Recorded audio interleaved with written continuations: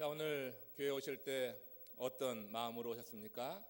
하나님의 은혜가 여러분들에게 깃들기를 소망합니다. 하나님의 은혜를 기대하십시오. 하나님 주신 말씀의 진리를 깨닫기를 원하는 소원이 있었으면 좋겠습니다. 그 소원을 갖고 예배하는 참여하는 주의 백성들을 하나님께서 기억하시고 오늘도 귀하고 좋은 것으로 채워주실 줄로 믿습니다.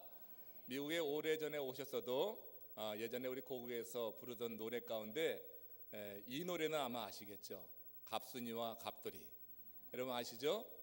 갑순이와 갑돌이는 어디에 살았죠? 한마을에 살았어요. 참도 잘 아세요. 한마을에 살았어요. 근데 둘이가 뭐를 했죠? 사랑을 했더래요. 근데 둘이는요 마음뿐이었어요. 겉으로는 어떻게 했어요? 안 그런 척 했더래요. 그러다 어느 날 갑순이가 화가 났어요. 그래서 갑순이가 시집을 가버리고 말았어요. 근데 시집 간 날 첫날 밤에 갑순이가 어떻게 했어요? 뭘 보고 울었어요? 달 보고 울었더래요. 왜 갑순이는 그 첫날 밤에 달을 보고 우나요? 갑순이 마음에는 뭐만 있었기 때문이에요? 갑돌이 뿐이었기 때문이에요. 여러분 왜 첫날 밤에 그렇게 달 보고 웁니까?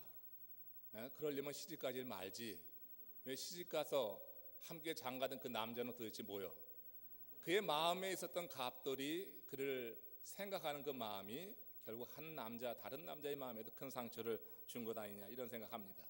자, 이 노래가 참 멜로디가 경쾌해서 우리가 웃으면서 부르지만 실제 그 가사 내용을 보면은 참 슬픈 거 아닙니까? 사랑하는 남녀의 사랑이 이루어지지 않고 헤어짐으로 말미암은 가슴 찢어지는 그런 고통이 이 가사에 담겨 있어요. 저는 이 갑순이 갑돌이 노래 생각할 때 우리 민족의 정서를 생각하게 됩니다. 우리 민족은요, 우리들은요, 이 사랑 표현이 참 서툴어요. 우리 마음에 있는 생각을 잘 전하지 못한다고 하는 겁니다. 우리말에 이신전심이라고 하는 말이 있는데 말하지 않아도 뜻이 전한다고 하는 그런 의미 아니겠어요? 근데 실제로 여러분 살아보니까 어떻습니까? 정말 말하지 않는데 뜻이 전해지고 있나요? 한 3, 40년 사신 부부들 한번 대답해 보세요. 말하지 않고 남편의 뜻을, 아내의 뜻을 그대로 다 알게 됩니까? 여러분 그런 것 같지 않습니다. 오래 살아도 우리가 여러분 오랜 기간 관계를 맺어도 내 마음의 생각이 상대에게 그대로 전해지는 그런 법은 그렇게 많지 않은 것 같아요. 내 마음 나도 모르는데 상대가 내 마음을 어떻게 알겠어요? 상대가 내 마음을 모르기 때문에 내 마음에 상처가 있어요. 상대의 마음을 모르기 때문에 우리는 갑순이 같은 일을 하고 갑돌이 같은 일을 하면서 그렇게 슬퍼하고 아파하는 인생을 살아간다고 볼 수가 있는 겁니다. 저는 여러분들에게 권합니다. 누군가를 사랑한다고 하면 오늘 표현하십시오. 저부터도 사랑의 표현이 상당히 참 서투릅니다. 저는 여러분 칭찬을 대놓고 못합니다. 여러 성도님들이 좀 이해해 주셨으면 좋겠어요. 여러분들이 여러 사역에서 열심히 일하는 거 참 잘 알고 있습니다. 그런데 대놓고는 잘 못해요. 그거 참 어색합니다. 근데 여러분 좀 노력을 해야지 되겠다 하는 생각은 하고 있어요. 하나님의 나라 공동체 안에서 우리가 서로를 격려하고 세우고 사랑하고 칭찬하는 것 정말 아름다운 모습인데 우리가 그렇게 성장해 왔기 때문에 그것이 하나의 그런 이 고착화된 삶의 모습이 되어서 잘 표현하지 못하지만 주의 사랑을 크게 받은 사람들은 그 사랑받은 만큼 표현도 잘해야 될 줄로 압니다. 그러니까 누군가를 꼭 붙잡고 싶다 내가 그를 사랑한다 하면은 여러분 어떤 식으로든지 여러분들의 마음을 전할 수 있기를 원합니다. 자존심만 내세워가는 갑순이 갑돌이 꼴라서 그래서 다른 길을 가면서 평생 후회하고 달 보고 우는 그런 미련한 삶을 우리가 살게 될 것이기 때문이에요. 여러분 주님에 대한 사랑도 고백이 있어야지 된다 이런 얘기를 합니다. 주에 대한 사랑이 여러분들의 입술을 통하여서 고백되어지시기를 주의 이름으로 축원합니다. 로마서 10장 10절에 보면 바울이 이런 말을 했습니다. 사람은 마음으로 믿어서 의에 이르고 입으로 고백해서 구원에 이르게 됩니다. 우리의 입으로 고백하게 될 때 구원에 이르는 거예요. 내 입으로 고백할 때 영생에 이르는 거예요. 내 입으로 고백하게 될 때 어린 양 혼인잔치에 참여하는 신부가 될 줄로 믿습니다. 입으로 고백하지 않으면 그 자격을 얻지 못한다고 하는 말 아니겠어요? 우리가 여러분 주님에 대한 사랑을 내 입으로 고백하는 것입니다. 만인 앞에서, 대중 앞에서 나의 믿음을 담대하게 고백할 수 있는 신실한 주의 종이 되기를 축원합니다. 사람들이 두려워서, 사람의 시선이 어려워서 내 믿음을 고백하지 못하고 감추어둔다고 하면은 우리 하나님이 안타까워 하시는 거예요. 이 감추어둔 그 마음 가지고 평생을 살아가는 사람들이 있어요. 그러나 한번 깨고 나오면은 그 깨고 나옴으로 말미암은 시원함을 여러분 경험하게 될 줄로 믿습니다. 사랑한다고 하는 말과 산다고 하는 말, 이게 두 동사 아닙니까? 근데 이 두 동사의 어원이 같다고 합니다. 그러니까 산다고 하는 것, 사랑한다고 하는 것, 이게 여러분 어원이 같아서 제가 그 글을 보면서 그런 생각을 했어요. 산 사람은 사랑을 해야지 된다. 산 사람은 사랑하게 돼 있다. 내가 살았다고 하는 것은 지금 무언가를 사랑하고 있다고 하는 것이다. 여러분들이 살았다고 느끼면은 무언가를 하나는 사랑하고 있는 거예요. 돈을 사랑하고 있든지, 어떤 자리를 사랑하고 있든지, 사람을 사랑하고 있든지, 남이 아니면 자기라도 사랑해서 공주병에 빠지고 왕자병에 빠지는 거 아니겠어요? 사람은요, 산 사람은 사랑하게 되어 있습니다. 무언가를 사랑할 때 삶의 의미를 누리며 산다고 하는 것이에요. 그런데 여러분 가만 생각하면 내가 사랑하는 그 사랑의 대상이 나를 사랑해 주지 않아서 우리는 참 슬프고 가슴 아픈 그런 사연을 갖고 살기도 합니다. 여러분, 내가 사랑하는 그것이 날 사랑해 주면 얼마나 좋아요. 내가 사랑하는 그 사람이 나를 사랑하면 얼마나 좋아요. 그것처럼 행복한 인생은 없을 거예요. 여러분 생각하잖아요. 여러분 경험하잖아요. 여러분들이 그렇게 좋아하고 함께하기 원하는 집사님이 같은 감정이 아니야. 그럼 교회에서도 마음에 여러분 상처를 받아요. 가까이 가고 싶은데, 나는 가까이 하고 사랑하고 지내고 싶은데 그 밀어내는 것 같은 느낌을 받을 때 굉장한 상처가 있습니다. 두 사람이 있네. 여기도 그 두 사람을 회개하십시오. 여러분, 내가 사랑하는 그 사람의 사랑을 받을 때 내 인생에 의미가 있어요. 내가 사랑하는 그 사람 때문에 삶의 의미가 있고 그가 날 사랑해 줄 때 기쁨이 있는 것입니다. 내가 사랑하는 그 사람이 날 사랑하지 않을 때 우리에게는 상처가 있고 아픔이 있어요. 여러분, 돈을 사랑하지 않는 사람 있습니까? 야, 대단하다. 돈을 안 사랑하는 것 같으네. 많은 사람이 돈을 사랑해요. 그런데 그 돈이 날 사랑해 주지 않아. 나는 너무나 돈을 사랑하는데 그 돈을 사랑하기 때문에 새벽부터 밤늦게까지 그렇게 나가서 일하고 그 돈이 내게 좀 붙기를 원하는데, 근데 그 돈이 나를 사랑해 주진 않아. 나는 지금 돈이 필요한데 그 필요한 돈이 내게 붙질 않아. 어떤 사람은 그렇게 돈을 찾아 헤매는데 돈이 붙질 않아요. 그럼 얼마나 상처가 돼요. 삶의 자신감을 잃어버려요. 근데 어떤 사람은 돈을 사랑하는 마음이 있는데 그 사랑하는 것 이상으로 돈이 달라붙는 사람도 있는 것을 봐요. 내가 사랑하는 그것이 나를 사랑한다. 내가 경험하면 그 인생이 행복한 것이라 이렇게 볼 수가 있습니다. 여러분, 사람에게 사랑을 뺀다고 하면은 그건 빈 강정과 같은 것입니다. 그 산 사람은 사랑하게 돼 있다. 왜 사랑해야지 되냐? 히브리어를 볼 때 사랑이라고 하는 것을 아헬이라고 하는데요, 아헬이라고 하는 것은 숨을 쉰다 이런 뜻이에요. 그러니까 사랑하는 사람은 숨을 쉬는 거예요. 그러니까 사랑하지 않으면 어떻게 돼요? 숨이 막히는 거예요. 그러니까 여러분, 사랑이 있는 가정의 가족들은 숨을 쉬는 거예요. 근데 사랑이 없는 가정의 가족들은 숨이 막힌 거예요. 어떤 아이들이 집을 가출합니다. 가출해서 방황합니다. 그러다가 인생을 망칩니다. 왜 아이들이 집을 가출합니까? 그 가정에서 부모로부터, 형제로부터 사랑을 느끼지 못하는 거예요. 부모의 사랑을 깊이 느끼지 못하니까 집에 들어가면 질식할 것 같은 거예요. 그러니까 가출하는 거예요. 여러분, 많은 중년의 남성들, 결혼한 남성들 가운데 집에 들어가 참 힘들어하는 남성들이 있습니다. 여기 뭐 플로리다는 아닌데 다른 지역엔 그런 사람들이 덜어 있더라고요. 집에 들어가는 것이 왜 힘들어요? 집에 들어가면 답답한 거예요. 집에 들어가면은 그냥 질식한 것 같은 거예요. 그러나 집에 들어가지 않고 겉도는 그런 남성들이 있어요.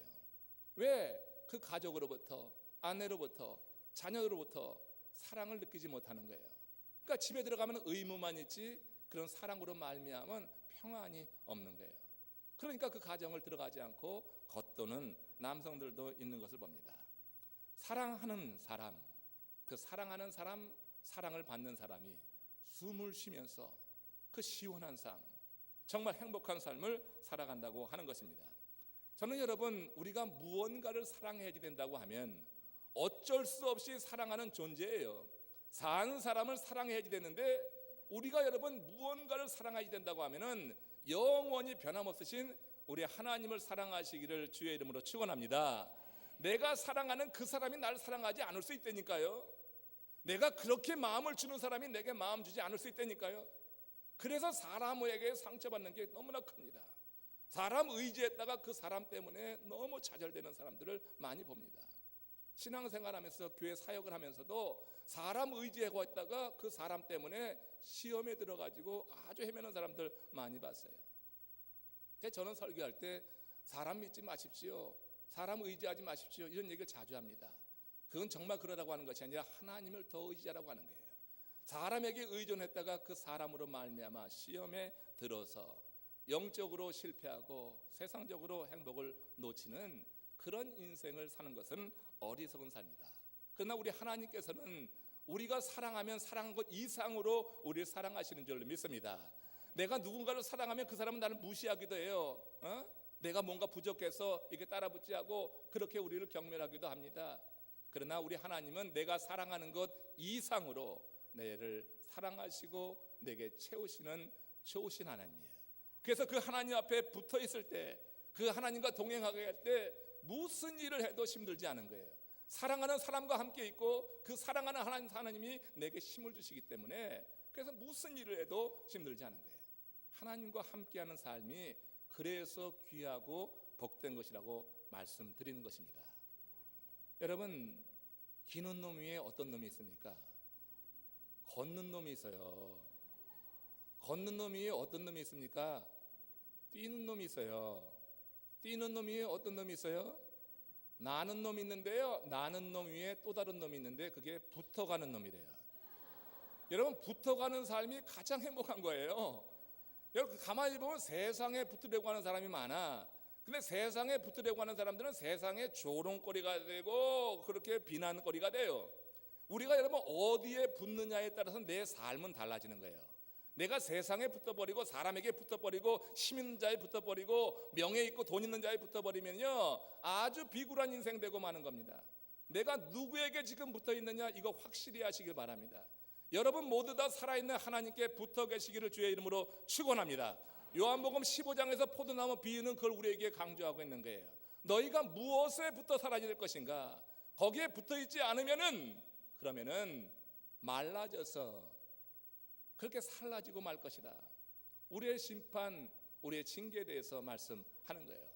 어디에 붙어 가느냐, 이거 굉장히 중요한 거예요. 내가 하나님께 붙기 위해선 사랑의 고백을 해야지 돼요. 내가 주님을 인정해야지 돼요. 내가 주님을 인정하고 내가 주를 고백하게 될 때 그 하나님은 내 삶 속에 그야말로 모든 것을 책임지시고 내가 힘들지 않게 나를 도우시고 나를 보호하시고 그런 가운데 열매 있는 인생을 살게 하시는 줄로 믿습니다. 혹 그렇게 살다가 실수를 하더라도 사람은 다 버려도 하나님은 우리를 붙잡으시는 거예요. 다윗처럼 그렇게 엄청난 실수를 했지만 그가 하나님께 나가서 내가 하나님께 붙어 있길 원합니다 했을 때 그가 그런 엄청난 죄에도 불구하고 하나님께서 그가 침상을 눈물로 적시면서 회개할 때 그를 거두시고 사람은 그를 버렸지만 하나님은 그를 버리지 않으셨어요. 여러분, 제가 미국 유학 초기 시기에 그때 MD를 하면서 학내 총기 사건에 대해서 연구한 적이 있습니다. 그때 페이퍼를 써내기 위해서 이제 자료를 모으던 중에 그때 마침 알칸사에서 벌어진 학내 총기 사건이 있었는데 그 학내 총기 사건에 대한 기사가 타임지에 올라와서 제가 읽어본 적이 있어요. 여러분들 다 기억하실 것입니다. 13살짜리 앤드류 골든이라고 하는 남자아이하고 마이클 존슨이라고 하는 11살짜리 두 아이가 총기를 난사했잖아요. 그래서 아이들이 여러 명 죽고 선생님도 죽고 부상자가 많이 나왔습니다. 그러니까 여러분, 사회적으로 경악할 일이었어요. 한 시민이 그 집에 전화를 했는데 마침 누군가 전화를 받았어요. 근데 그 시민이 그가 그 아이의 엄마인 줄 알고, 앤드류 골든의 엄마인 줄 알고 그 엄마에게 막 그냥 막말하며 쏟아댄 거예요. I hope your son get raped and killed in the jail. 난 네 새끼가 말이야 감옥에서 강간을 당하고 그리고 거기서 살해당했으면 좋겠다. 그렇게 욕을 해댔어요. 근데 그 전화를 받은 게 그 엄마가 아니라 그 할머니였다는 거예요. 할머니가 그 전화를 받고 그 사람에게 그런 대답을 했답니다. I know people have been killed, but Andrew is still my grandson. 나는 사람들이 내 아이 때문에 많이 죽은 거 알지만, 그렇지만 앤드류는 여전히 내 손자다. 그 아이가 많은 사람을 죽였다 할지라도 그 아이가 나의 손자가 취소되는 것은 아니다. 그 아이는 나의 손자야. 그가 그 할머니를 찾는 한 사람들은 그 아이를 비난하겠지만 할머니는 그 아이를 비난하지 못하는 거예요. 그 아이를 보호하고 그 아이를 사랑하고, 다른 데 나가서는 숨이 막히겠지만 그 할머니 품에서는 그 아이는 숨을 쉴 수 있는 거예요. 왜? 할머니의 사랑을 받기 때문에, 할머니의 사랑이 있기 때문에 그 아이는 할머니 품에서 자유한 거고 할머니 품에서는 쉴 수 있다고 하는 거예요. 우리가 하나님의 사랑을 고백합니다. 하나님께 우리의 믿음을 고백합니다. 그러면서 하나님의 은혜와 복을 받습니다.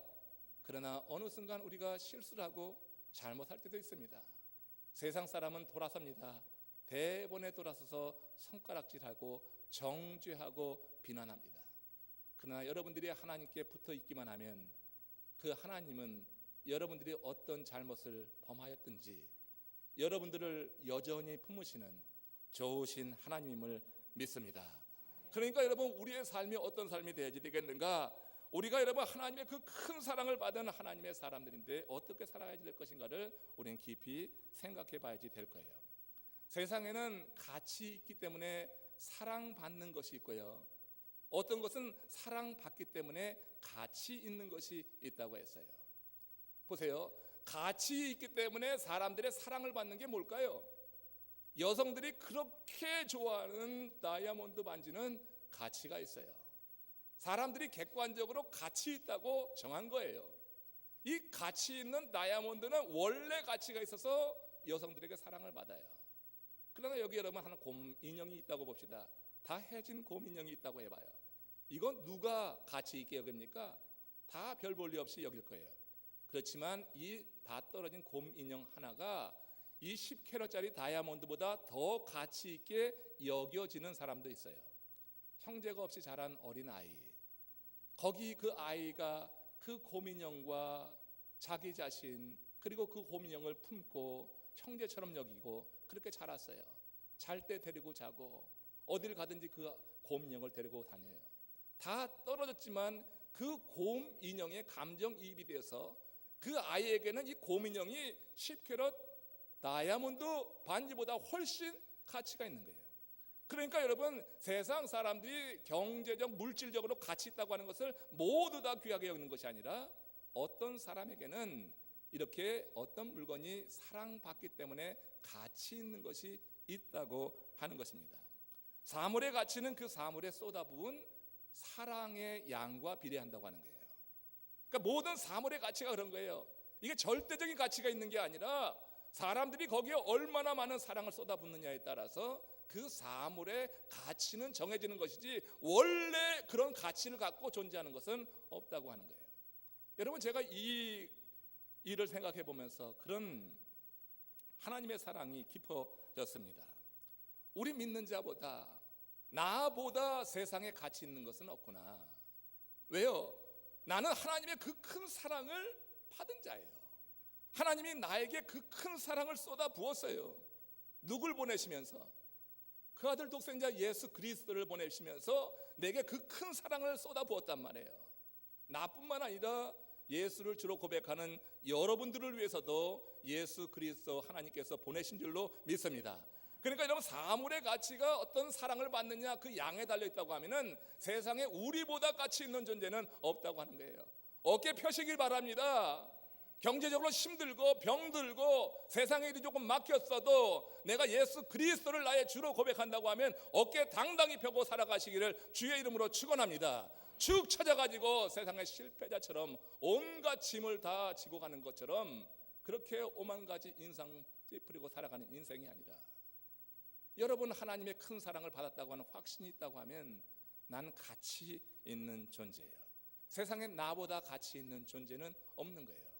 자존감은 높일 필요가 있습니다. 자존심은 버려야지 됩니다. 그러나 자존감은 높이는 건 아닙니다. 자존심만 있어서 사랑의 표현도 하지 못하고 하나님께 나와서조차도 자신의 모습을 보이지 못하는 그런 어리석은 인생이 아니라, 그런 자존심은 다 내려놓고 하나님, 나는 주님밖에 없습니다. 주의 사랑이 내가 필요합니다. 나는 주의 사랑 안에 숨을 쉴 수 있습니다. 이렇게 하나님께 사랑의 고백을 한다고 하면 하나님께서 여러분들에게 높은 자존감을 허락하여 주셔서 세상 사람들과 자꾸 비교하면서 어려운 환경과 상황을 보면서 찌들어지는 인생이 아니라 내 자신의 가치가 한층 높아져서 그 가치로 인하여서 인생을 새롭게 조명하며 바라보는 하나님의 사람들이 될 수 있을 것이다 하는 겁니다. 하나님이 가치 있는 사람만 골라서 사랑했다고 하면 저는 사랑받을 수가 없어요. 이렇게 여러분 겉이 번지르하지요. 그렇지만 속은 여러분 썩었습니다. 그럴 때 하나님이 저를 사랑해 주셨습니다. 제가 여러분 온전치 않을 때 하나님이 사랑해 주셨습니다. 병들었을 때 사랑해 주셨습니다. 죽을 지경이 되었을 때 하나님이 사랑해 주신 것을 깊이 느꼈습니다. 가치 있는 사람만 골라서 사랑한다고 하면은 병든 것 가치 없습니다. 그 속에 썩어진 것 하나님은 아셔서 가치 없게 보실 것입니다. 그러나 하나님께서는 가치 없는 저를 위해서도 독생자를 보내주셨습니다. 제가 그 사실을 믿음으로 고백하게 될 때 저는 주의 사랑을 마음껏 받는 하나님의 사람이 될 수 있었어요. 그 안에서 숨을 쉬면서, 그 안에서 기뻐하면서, 그 안에서 자유하면서, 그러면서 감사하며 살 수 있었다고 하는 것이에요. 하나님의 사랑을 받기에 가치 있는 존재가 되었기 때문에 이제 우리가 살 수 있는 삶이라고 하는 것은 그 은혜에 감사하면서 살아가는 그런 삶인 줄로 믿습니다. 여러분들이 내 가치가 주 안에서 새로워졌다고 믿는데도 불구하고 하나님의 은혜에 대해서 감사가 없다, 하나님께서 내게 베푸신 그 은혜에 대해서 전혀 기억하지 않고 산다고 하는 것은 여러분 너무나 배은망덕한 것입니다. 그냥 하나님 앞에 배은망덕한 거예요. 하나님의 은혜가 그렇게 깊은데, 하나님이 이 부족한 사람을 그렇게 사랑해 주셔서 나의 가치를 높여주시고 자존감을 높여주셨는데 나의 삶은 앞으로 그 은혜에 감사하는 삶이 되어질 것이라고 하는 거예요. 여러분, 하나님이 이스라엘이 의로워서 택했습니까? 그래서 선민으로 택했습니까? 하나님이 일방적으로 택하신 거예요. 하나님이 일방적으로 택하셔서 선민으로 삼아주셨어요. 그들의 가치를 한껏 높여주었어요. 그러면 그 백성이 하나님을 예배하는 그런 삶으로 하나님을 찬양하고 하나님을 사랑하고 하나님을 만방에 알리는 그런 삶으로 살아가야 되는데, 그런데 이 남유대, 특별히 다윗의 그 정통성이 있는 남유대가 말이에요, 그 남유대조차 우상을 섬기면서 하나님을 그야말로 망령되이 행했어요, 하나님 앞에. 그래서 여러분, 오늘 본문이 어떤 내용이냐면, 이렇게 하나님의 은혜를 감사하며 살아야 될 그 백성이 그 하나님의 사랑에 보답하지는 않고 오히려 배신을 하면서 말이에요, 하나님을 완전히 떠나 있는 거예요. 하나님께 붙어 있는 것이 아니라 하나님이 완전히 떠나 있는 그런 삶 속에 우리 하나님께서 그들을 징계하시는 것이죠. 완전히 멸하시는 것이 아니라 그들을 심판하시고 징계하셔서 새로 고쳐 만들기 위해서 하나님 BC 586년에 바벨론이라고 하는 그 당시 강대국 왕 느부갓네살을 통하여서 그 나라를 완전히 점령하게 되는 겁니다. 그래서 그 남유대의 지도자들이 많은 수가 바벨론으로 포로로 잡혀가게 되었어요.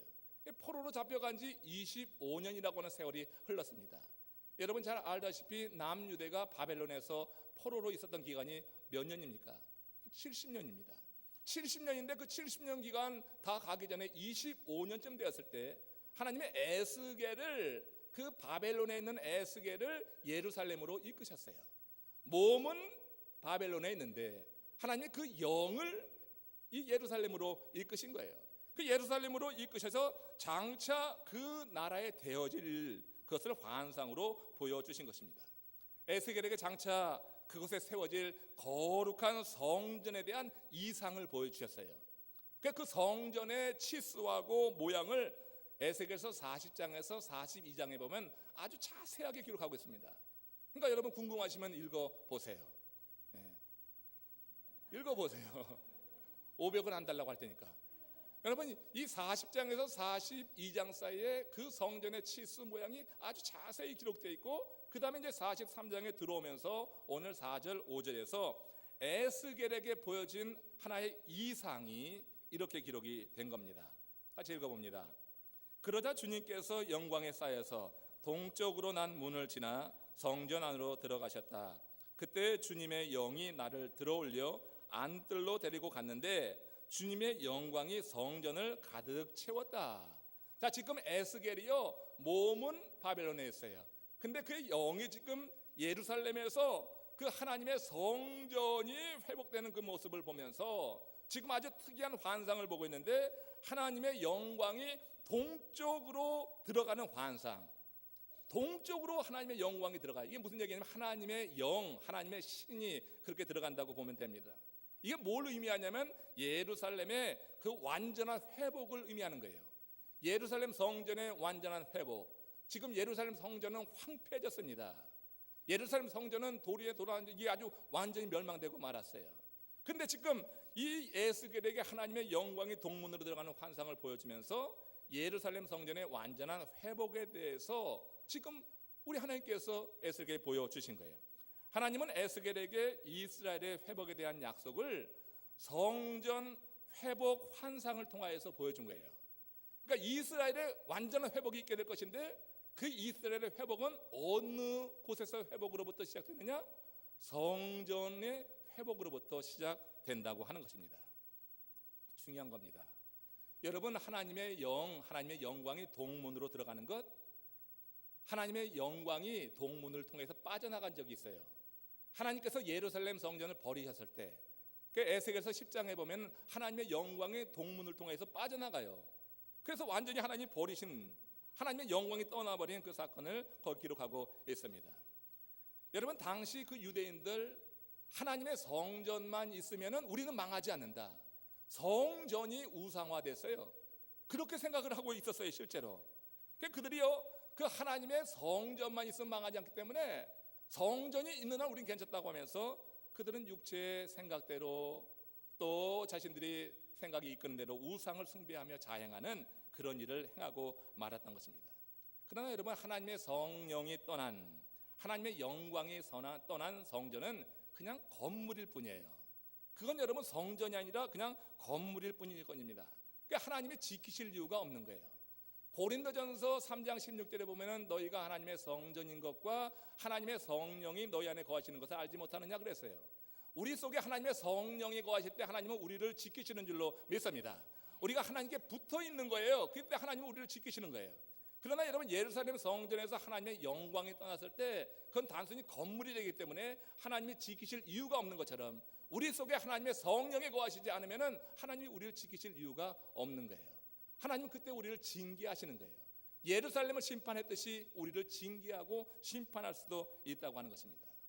오늘 본문이 바로 그렇게 떠난 하나님의 영광이 이제 25년 만에 동문을 통하여서 다시 들어가는 환상이란 말이에요. 아직까지 여러분 아다시피 바벨론에서 70년의 포로 생활을 하려면 더 오랜 기간 거기 머물고 있어야 됩니다. 그러나 여러분, 하나님은 그 민족을 아주 버린 것이 아니라 그 민족을 고쳐 쓰시기 원하셨기 때문에, 그래서 그 25년이 흐른 그 시점에 에스겔이라고 하는 선지자를 택하여서 그에게 예루살렘의 회복을 보여주시면서 이제 그를 통하여서 지속적으로 바벨론에 남아있는 그 유대 백성들에게 하나님의 회복에 대한 메시지를 계속 증거하게 함으로 말미암아 절망에 빠지지 않고 어려움 가운데서도 믿음을 지키고 오히려 예전에 우상을 섬기던 마음을 다 털어내고 그리고 하나님을 섬기는 하나님의 사람으로 만들기 위해서 그 시점에 에스겔을 택하여서 이런 환상을 보여주신 줄로 믿습니다.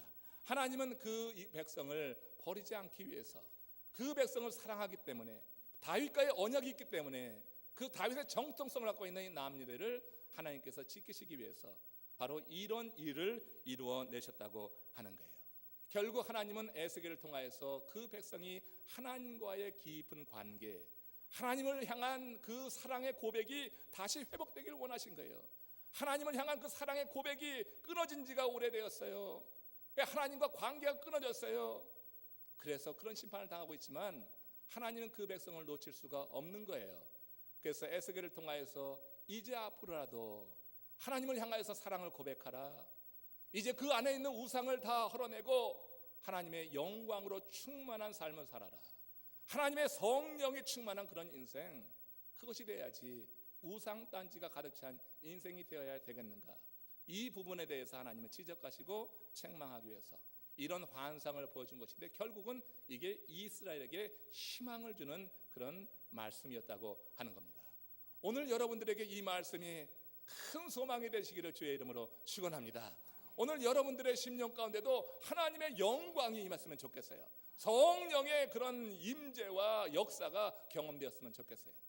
여러분, 하나님의 성령이 거하는 자를 하나님이 지키시는 것이지, 하나님의 영이 떠난 자는 하나님께서 징계하시고 심판하신다고 하는 거예요. 인터넷의 등장으로 말미암아서 사람들은 세상과 급속하게 접속을 늘려가고 있습니다. 얼마나 빨리 소문이 퍼지는지요. 제가 한마디 어떤 말을 했는데 벌써 소문이 쫙 퍼졌더라고요.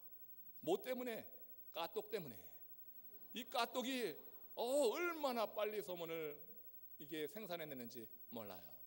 옛날에 여러분 미국에서 한국으로 전화 올 때 어떻게 했어요? 꼭 중간에 뭐가 꼈어요? 교환원이 있었어요. 이 교환원이 바꿔줘서 뭐 절차가 있고 막 그러면서 간신히 연결되면은 엄마는 아들에게 얘야 통화료 많이 나온다 빨리 끊자. 전화 받고서 그렇게 그리던 아들 전화 받고도 엄마는 그렇게 하고 빨리 끊어버렸어요. 요즘은요 돈 하나 들이지 않아요.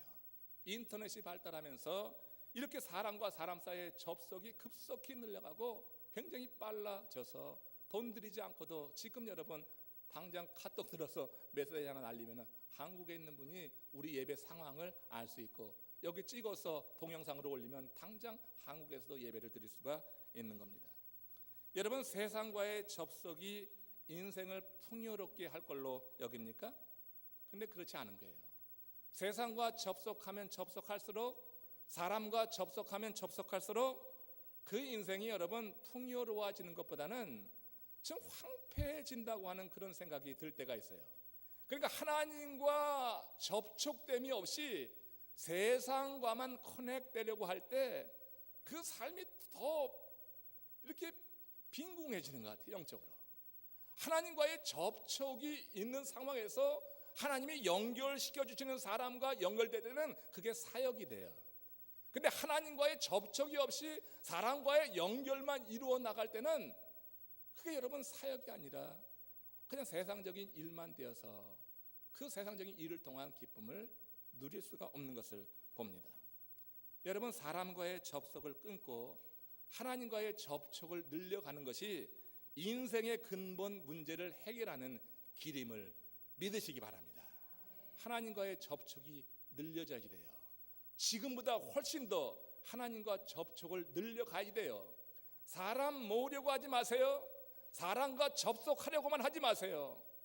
무슨 사역을 하든지 사람과 사람만의 모임이 아니라 그 모임의 주인은 하나님이 되어야 돼요.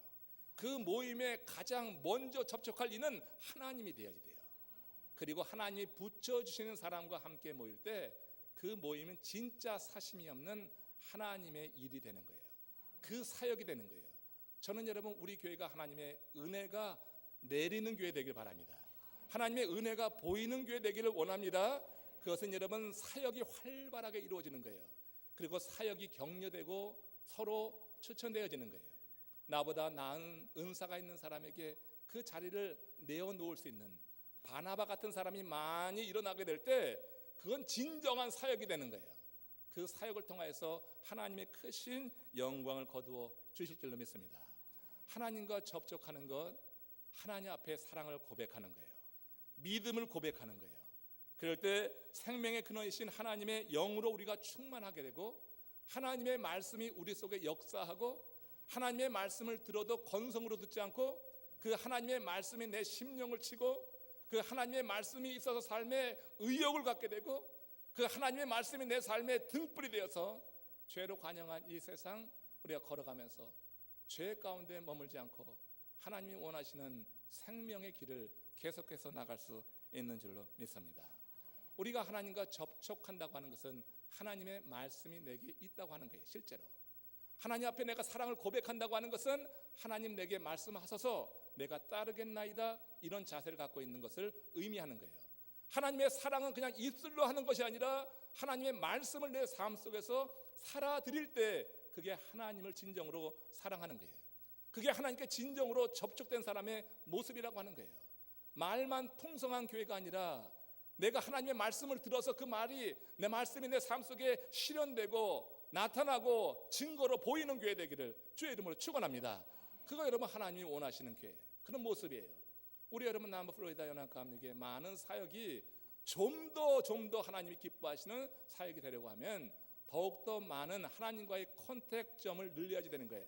사람과의 컨택 포인트만 늘릴 것이 아니라 하나님과 어떻게 하면 우리가 자주 만나고 하나님의 말씀을 들을 것인가 하는 이런 부분에 대해서 여러분 관심이 있어야지 되는 거예요. 요즘 새벽 예배 많이 나온다고 합니다. 예전에 몰랐으니까 제가 비교할 수는 없어요. 수요 예배도 주간 예배로 이제 바꾸면서 더 강조하게 될 겁니다. 여러분들이 하나님의 말씀을 들으려고 하십시오. 하나님의 말씀은 세상에 아무리 높은 지식으로도 그 하나님의 말씀을 다 헤아려 할 수가 없는 겁니다. 하나님의 말씀은 하나님의 말씀으로 푸는 거고 주의 영이 감동하신 사람을 통하여서 하나님의 말씀이 이해될 수가 있습니다. 하나님의 말씀을 들으려고 하십시오.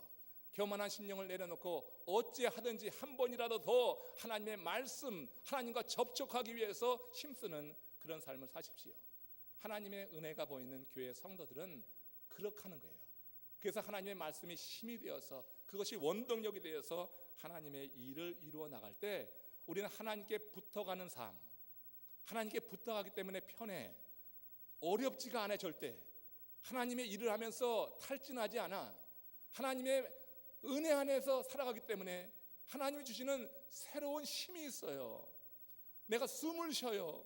그러면서 하나님의 사역에 열매가 맺혀지는 그런 일을 우리가 이룰 수 있다고 하는 거예요. 우리가 이러면 하나님의 말씀대로 살지 않으면 하나님은 말씀대로 살아갈 때까지 하나님께서는 기다리시고 어느 때는 근심거리를 주시기도 하시는 거예요. 하나님이 인생으로 고생하며 근심하게 하심이 뭐라 그랬어요? 본심이 아니니라 그랬어요. 하나님의 본심은 인생으로 고생하며 근심하는 게 하나님의 본심은 아니에요. 근데 본심은 아니지만 그러나 어떤 때 하나님은 우리에게 인생으로 고생하며 근심하게 하실 때가 있어요. 그래서 우리가 하나님의 말씀을 듣고도 행치 않을 때 그래요. 특별히 내가 저를 사랑하고 저를 사용하고 싶은데 그가 말씀을 듣지 않는 거야. 그럴 때 고생하며 근심하게 하는 그 일을 이루게도 하신단 말이에요. 그 하나님의 본심을 아는 사람은 그때 싹 돌아섭니다. 하나님께 돌아섭니다. 하나님께 붙습니다. 근데 하나님의 본심을 모르는 사람은 그때 돌아서서 세상으로 나가서 다리 밑을 기웃거립니다. 그러나 하나님의 본심을 알면 그 순간에 돌이켜서 하나님 안에 머물고 하나님께 붙어서 하나님이 베푸시는 놀라운 그런 은혜와 복을 경험하면서 하나님의 일에 힘쓰게 된다고 하는 거예요. 보세요. 아브라함이 본토 아비집을 떠나서 가나안에 도착한 적이 있죠. 하나님이 명령하셨어요. 너는 본토 친척 아비집을 떠나라. 본토 친척 아비집을 떠나라 그랬어요. 그게 가나안에 도착했는데 아니 가나안에 도착했을 때 아브라함을 맞이한 것은 풍요로운 삶이 아니었어요. 환영하는 인파가 아니었어요. 그 가나안에 도착했을 때 단을 쌓아 예배를 드렸음에도 불구하고 그를 맞이하고 있는 것은 아주 심각한 기근이었어요. 너무너무 심각한 기근이 그에게 임했던 거예요.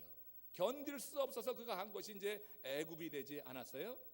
여러분 여기서 왜 하나님의 말씀대로 행해서 그 가나안까지 갔는데 낯선 곳 아닙니까? 아브라함에게 그것이 아브라함에게는 벳세다가 되지 않겠습니까? 뭐가 기다릴지 알 수 없는 곳이 아니에요. 그 가나안 그 땅까지 갈 바를 알지 못했지만 명령이 있어서 그 명령을 따라서 갔는데, 그런데 가나안에서 기다리고 있는 것은 기근이었단 말이에요. 한마디로 이거 배신을 당한 것 같아요. 역풍이 있는 거예요. 하나님의 뜻대로 갔는데 왜 이런 역풍이 있을까? 근데 하나님이 역풍을 줄 때 괜히 줍니까? 그런 게 아니거든요. 뭔가 지금 부족한 게 있거든요. 뭔가 부족한 것이 뭐냐? 제가 보니까 창세기 12장 4절에 있더라고. 여기서 보니까 이 아브라함이 그만 로또를 너무 좋아했어요. 로또를 좋아했기 때문에 그가 이렇게 큰 어려움을 겪었다 하는 것을 알 수 있습니다. 같이 보세요. 12장 4절 같이 읽습니다. 시작. 아브라함은 주님께서 말씀하신 대로 길을 떠났다. 로또, 그와 함께 길을 떠났다. 로또가 있는 거예요. 로또가. 사람들 로또 참 좋아해요. 로또 좋아하는 사람 많아요. 대박 터지길 바래요. 로또 때문에 망하는 거예요. 아브라함이 시험을 겪고 어려움이 있었다. 로또 때문에요. 로또 좋아하지 마세요. 로또 데리고 갔다가 시험 당했다. 저는 그렇게 생각을 합니다. 친척, 본토 친척 아비집을 떠나라고 했는데 본토는 떠났는데 친척을 떠나지 못했어요. 그게 조카를 데리고 왔잖아요. 로또 데리고 와서 그런 어려움 겪었단 말이에요. 그래서 그가 기근 가운데 이 기근을 이겨보려고 애굽까지 내려갔잖아요. 그 하나님의 뜻 아니거든요. 거기서 그는 어떻게 하나님과 결정을 맞서야 돼요. 아, 하나님이 왜 내게 이렇게 고생하고 근심하게 하시는가? 하나님의 본심은 그것이 아닌데, 그럼 하나님의 본심이 뭔가 하나님께 묻고, 그럼 하나님의 본심을 일러주면은 그러면 바꿔 쓰면 돼요. 근데 그는 그렇게 하지 않고 저 애굽까지 내려가는 거예요. 애굽까지 내려가는데 하나님의 뜻이 아니니까 거기서 여러분 형통한 길이 열립니까? 아니거든요. 자기 아내를 누이라고 속이는 비겁한 그런 남자가 되고 말았어요. 그런 남자와 사시는 그런 일은 없었으면 좋겠어요. 아무튼 그거 지금 비굴한 일이잖아요. 거기서 여러분 자기 아내를 누이라고 속여서 그 왕에게 주고 말해요. 하나님이 간신히 막아가지고 간신히 이제 다시 가나안으로 올라왔단 말이에요. 하나님이 긍휼히 여겨서 애굽에서 많은 가축을 가지고 올라오게 하셨어요. 그러니까 가나안에 왔어요. 하나님이 이제 그래도 긍휼히 여기신 거예요. 그럼 여기 가나안에 와서 이제 잘 살아야 되는데, 가나안에 와서 오히려 또 더 정신적인 고통, 정신적인 스트레스를 많이 받게 되는 거예요. 근데 가만히 보니까 그때도 그만 이 아브라함이 로또를 너무나 좋아한 거예요. 한번 보세요. 창세기 13장 1절 시작. 아브라함은 이집트를 떠나서 네겝으로 올라갔다. 그는 아내를 데리고서 모든 소유를 가지고 이집트를 떠났다.